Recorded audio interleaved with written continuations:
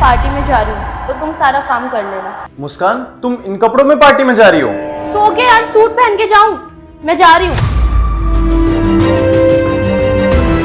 अरे मम्मी आप कैसा है मेरा बच्चा? मैं तो अच्छी हूँ, आप कैसे हो? अरे मैं ठीक हूँ। वो तेरे पापा है ना, गांव गए थे तो वहां से मिठाइयाँ लेके आए थे, सोचा तेरे लिए भी ले चलूं, बस इसीलिए आ गई। अरे वाह, thank you so much mummy. Gaurav, तुम यहाँ क्या खड़े हो? मम्मी आई है, मम्मी से मिलो तो सही। हाँ तो तुम्हारी मम्मी है ना, मेरी मम्मी थोड़ी ना है जो मैं स्पेशली आके इनसे बात करूं। और वैसे भी ये यहाँ क्यों आई है? मिठाई देने ना, तो मिठाई लो और रफा दफा करो इन्हें यहाँ से। गौरव, ये तुम कैसे बात कर रहे हो मेरी मम्मी से? मेरी मम्मी आई है, तमीज से बात करो इनसे। अरे क्या हुआ दामाद जी, आज आपका मूड ठीक नहीं लग रहा? अरे तो कैसे मूड ठीक होगा? डेली डेली तो आप यहाँ पर आ ही जाती हो।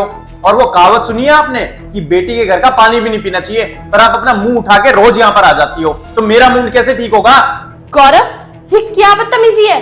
तुम कैसे बात कर रहे हो मेरी मम्मी से? क्या हुआ है दामाद जी को? कोई बात है तो मुझे बताइए ना।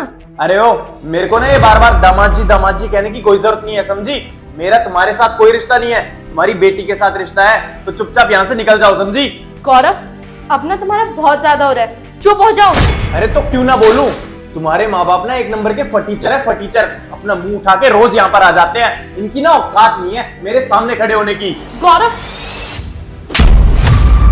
बीवी है, बीवी बन के रह, मेरे ऊपर हाथ उठाने की तेरी औकात नहीं है, अपने हाथों को संभाल के रख, समझी? दामाद जी, आपकी हिम्मत कैसे हो गई मेरी बेटी पे हाथ उठाने की? अरे इसने ऐसा क्या कर दिया है जो आप इसके साथ ऐसा व्यवहार कर रहे हो? पता नहीं मम्मी, आज क्या हो गया इन्हें। कभी इन्होंने मुझसे ऊंची आवाज में बात नहीं करी और आज मुझे थप्पड़ मार दिया। तू तो है ना, चुप ही रह। बहुत तारीफ करती थी तू इनकी कि मम्मी जी आपके दामाद तो बहुत अच्छे हैं, मुझसे घर का कोई काम नहीं करवाते, मुझे बहुत प्यार करते हैं। देख लिया इनका प्यार, बहुत प्यार करते हैं तेरे को।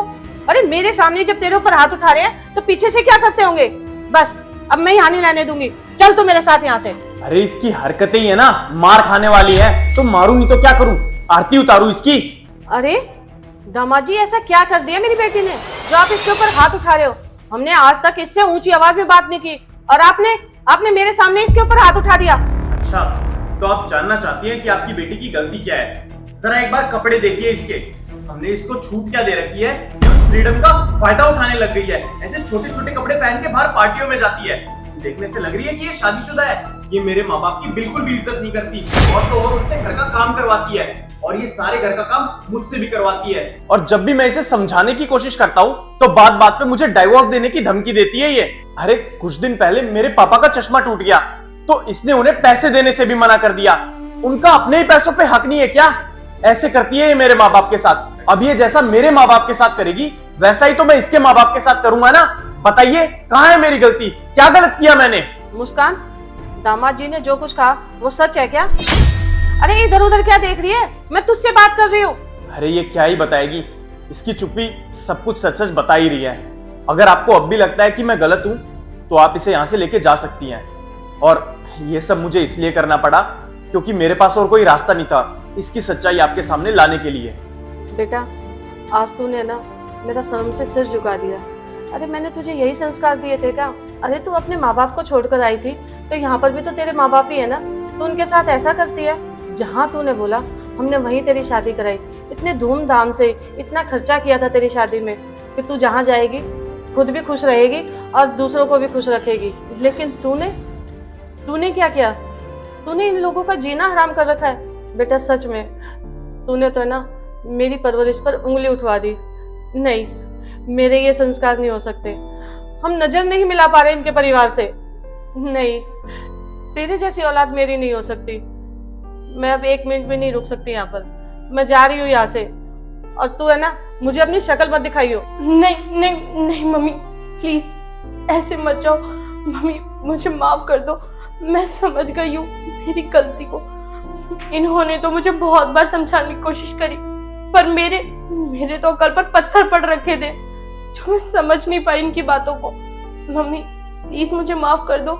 जो भी मैंने इनके मम्मी पापा के साथ किया, आज जब आपके साथ हुआ तब मुझे पता चला कि इनको कैसा फील होता होगा।